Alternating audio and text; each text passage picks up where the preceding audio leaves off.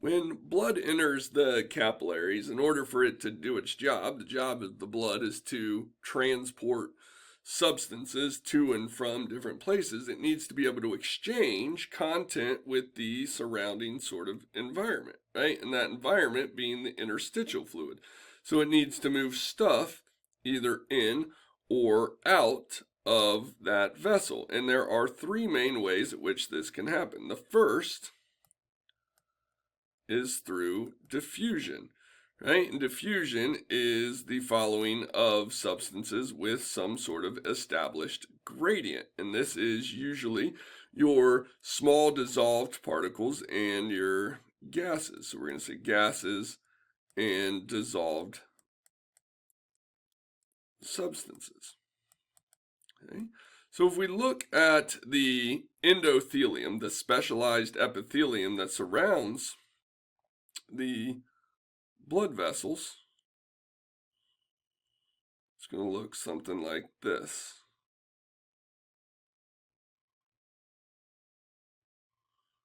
Okay. And the endothelium is going to have sort of these little pores in them. And the size of those pores is going to be determined by the type of capillary that it is. Now, some things can move through that pore via diffusion.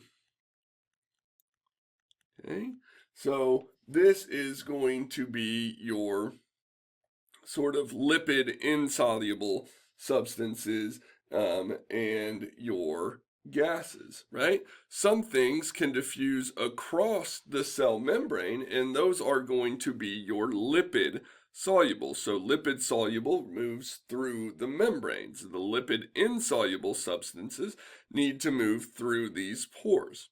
Right? Now these pores are pretty small, so not very many big things can get through them. So the second way that things can move through the endothelium, is through something called transcytosis. Transcytosis. Right? And this is just essentially vesicular transport. So this is going to be your larger particles, right? And things like protein. So if we have sort of our cell, right, it will come in and sort of be grabbed up by a vesicle, right? The vesicle will transport it across the cell and then release it on the other side. So that is our transcytosis. Okay, and so that is going to be your bigger particles like proteins. Okay, the third way that content can move through in and out of the blood into the interstitial fluid is through something known as bulk flow. And bulk flow is the mass movement of water. Okay, the mass movement of water. All right, so if we look at a capillary vessel,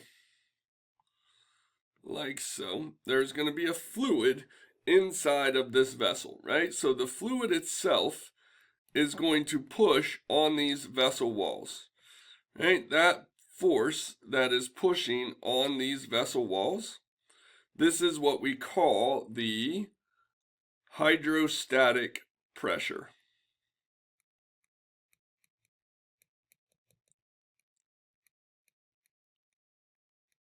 Hydrostatic pressure. Now there's going to be fluid out here pushing in this direction. So there's going to be a hydrostatic pressure out here. Okay. So essentially what you have is a hydrostatic pressure of the capillary and a hydrostatic pressure of the interstitial fluid. All right, so look at this. We have a hydrostatic pressure of the capillary, okay, and notice that that is an outward pressure. Okay, then we have a hydrostatic pressure of the interstitial fluid, okay, and that is an inward pressure. Okay, Now, outside here, we're going to have stuff, right? Like proteins, ions, stuff like that. And inside of here, we're going to have stuff, right? Proteins and ions. So the proteins, the stuff, the fluid is going, or not the fluid, the dissolved content's going to want to pull more fluid towards it, right? Because, like, think about the proteins and all of the stuff wants more water with it. So that's what we call the osmotic pressure. So we have an osmotic pressure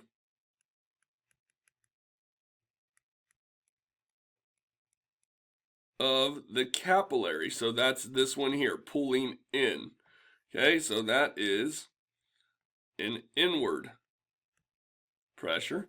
And we have an osmotic pressure of the interstitial fluid, and that's going to want to pull that water out. So osmotic pressure of the interstitial fluid, and that is an outward pressure. So now if we look at this, right, we have two outward pressures and we have two inward pressures. So what we can do is we can use this to calculate the net filtration pressure, is what we call it, the net filtration pressure. Okay? And to do so, we have to figure out what our outward pressures are, right? So we have two outward pressures, one here, one here, right? So we have the hydrostatic pressure of the capillary minus the osmotic pressure of the interstitial fluid. Okay? Then we take and we subtract our inward pressures. Sorry, we have to add those together, right? Hydrostatic pressure and osmotic pressure. Take the two outward pressures and add them together. And we're going to subtract our inward pressure. So we have our hydrostatic pressure of the interstitial fluid plus our osmotic pressure of the capillary. Okay, so this is essentially our outward pressures minus our inward pressures. Okay, now this osmotic pressure here, right, this osmotic pressure is driven largely by proteins, and not many proteins leak out from that capillary into that interstitial fluid. So this osmotic pressure of the interstitial fluid is essentially zero. Okay, now outside of here, there isn't a whole lot of fluid that is pushing back on that capillary, so that hydrostatic pressure of the interstitial fluid is essentially zero. All right, so what we have is the hydrostatic pressure of the capillary and the osmotic pressure of the capillary sort of driving those net filtration pressures. So, in other words, the way that we can write this is that our net filtration pressure is equal to the hydrostatic pressure of the capillary minus the osmotic pressure of the capillary. And some people refer to this osmotic pressure as oncotic pressure. I'm going to write that down, oncotic pressure, just in case you see that one, right? And so that is your net filtration pressure, right? So let's take a look at this across a capillary tube. So let's draw a capillary here.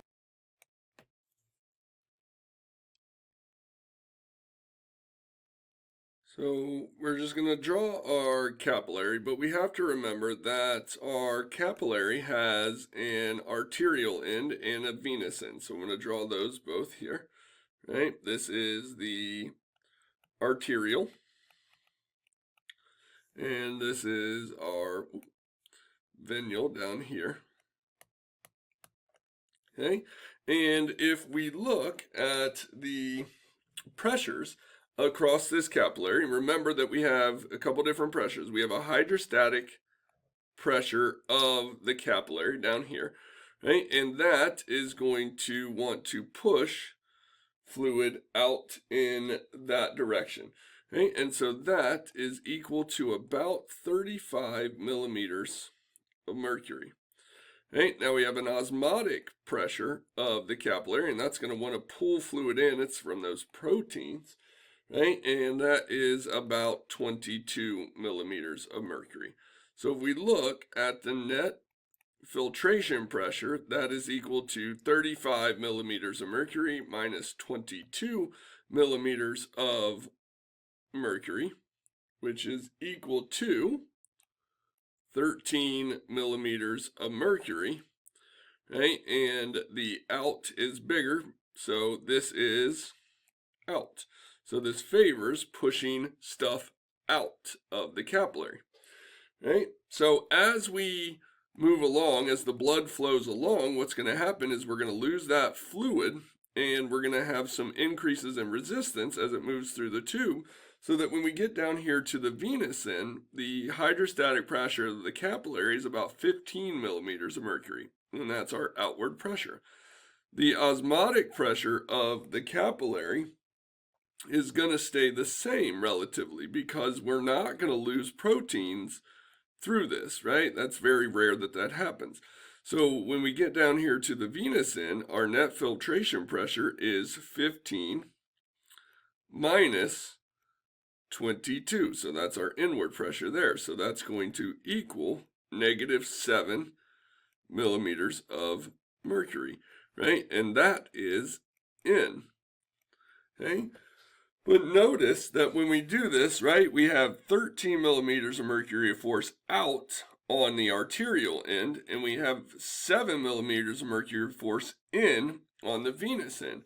So what that means is that the flow out of the capillaries is greater than the flow in, right? Which can cause some problems, but that is picked up by our lymphatic system. So your lymphatic system picks up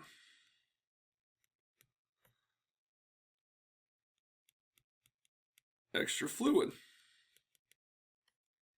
Okay? So because of that, right, we get the fluid returned to the blood.